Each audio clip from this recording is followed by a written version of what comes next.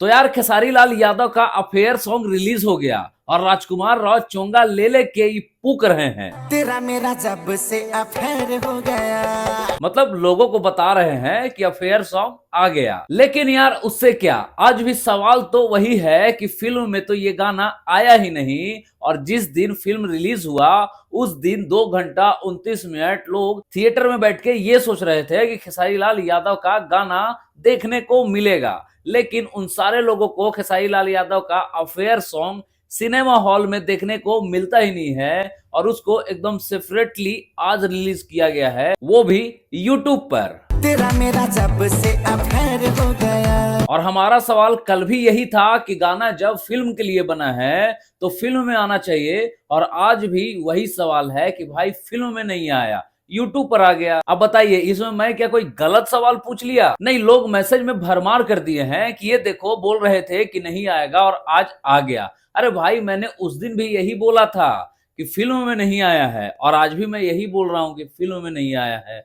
अब बताइए गाना अगर किसी से कोई लेगा, कोई कलाकार अपना गाना दे रहा है कोई फिल्म के नाम पे, तो उस गाने को फिल्म में आना चाहिए ना। लेकिन वो गाना फिल्म में नहीं आता है, सीधा आता है तो यूट्यूब पे। और गाना अगर यूट्यूब पे आता है तो हम ये कैसे बोल सकते हैं कि ये मालिक फिल्म का गाना है?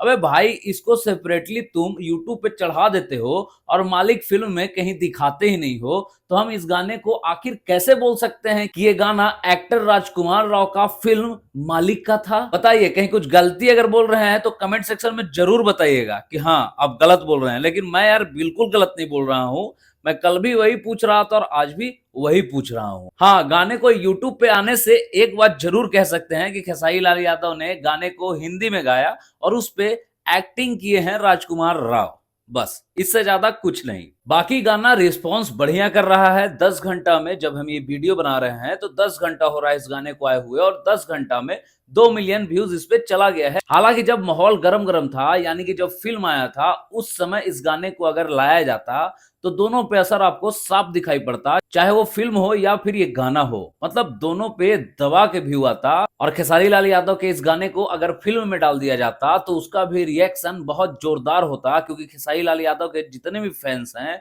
उसमें से कम 30 से 40% तो खेसारी लाल यादव के इस गाने को सुनने के लिए इस फिल्म को देखने जरूर जाते। और जब वहां से आते तो अफेयर सॉन्ग को भी सुनते, तो दोनों में अभी से कुछ खास फर्क पड़ता। खैर, आपने भी इस गाने को नहीं सुना है तो जाके सुनिए। अफेयर सॉन्ग को खेसारी लाल यादव ने गाया है और कमेंट में जरूर बताइएगा कि किस तरीके का आपको गाना लगा, मतलब कितना अच्छा आपको अफेयर सॉन्ग लगा।